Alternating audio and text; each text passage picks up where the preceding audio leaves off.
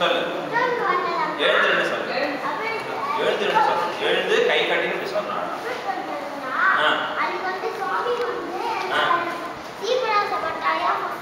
சொல்லுவா. அது சொல்லியாச்சு. சரி சரி, இப்போ அவ்வளோதான் முடிச்சுட்டா. சரி, வித்வத்வந்தனம்னா என்ன தெரியுமா? ராமன் சொல்லுவியா? சரி, குருகுலம் பசங்க சொல்லுப்பா. வா சொல்லு. வித்வத்வந்தனம்னா வித்வான்களை போட்டு இப்படி வா, முன்னாடி சொல்லு. சொல்லு சொல்லு.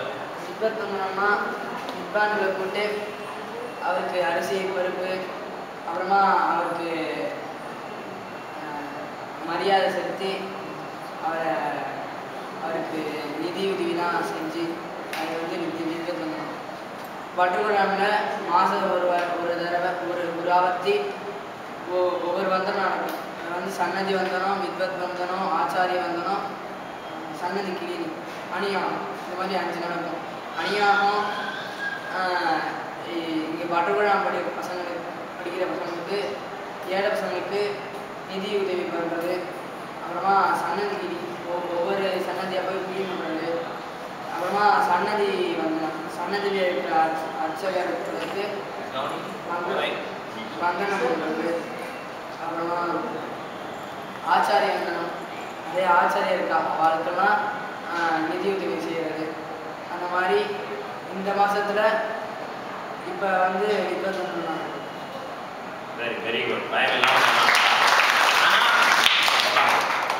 இப்போ வித்வத்வந்தனம் அப்படின்னா கரெக்டாக நம்ம எய்ம் புரிஞ்சுக்கணும். ஃபஸ்ட்டு நம்ம இடத்துல நம்ம மத்தியத்திலேயே நல்ல ஞானமும் அனுஷ்டானமும் கூடியவர்களாக இருக்கக்கூடிய பெரியோர்கள் நம்மோடையே கூட வாழ்ந்து இருக்கிறார்கள்.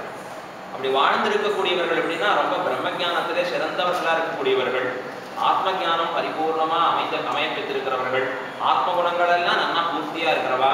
ஸோ இந்த மாதிரி இருக்கிறவாளை ஃபஸ்ட்டு நமக்கு தெரிஞ்சுக்கணும் முதல்ல, இல்லையா? யார் யார் இருக்கா அப்படின்னு நமக்கு தெரியுமா? முதல்ல நமக்கு தெரியாது. அது முதல்ல தெரிஞ்சுக்கணும் ஃபஸ்ட்டு. ஸோ ரெண்டாவது அவளை பற்றி உண்டான பெருமைகளை நாம் அறியணும். வா எப்படி இருந்தா, எப்படி வந்தா, என்னென்ன பண்ணா, எவ்வளோ சாதிச்சிருக்கா அழகா, இப்படி பார்த்தா தான் நமக்கே தெரியும், இல்லையா? ஒருத்தன் சொல்கிறான், இதே என்னடா இன்னும் பிடிக்கலையா, திருவாயம்படி நான் 1000 முடிச்சிட்டேன். ஆனால் அப்போ நமக்கு என்ன தோன்றது? 1000 பாசம் முடிச்சிட்டானா, அப்போ நாமளும் சீக்கிரம் முடிச்சாங்க. அப்போ ஒருத்தரை பார்க்கறச்சே நமக்கும் அது ஓஹோ இவ்வளோ ஆயிருக்குன்னா அப்போ நாமும் இன்னும் இவ்வளோ ஆகணும் அப்படின்னு நமக்கு தெரிய வரும். அவள்கிட்ட இருக்கிற நல்லதை நாமும் தெரிஞ்சுக்கிறதுக்கு ஒரு வாய்ப்பு ஏற்படுது.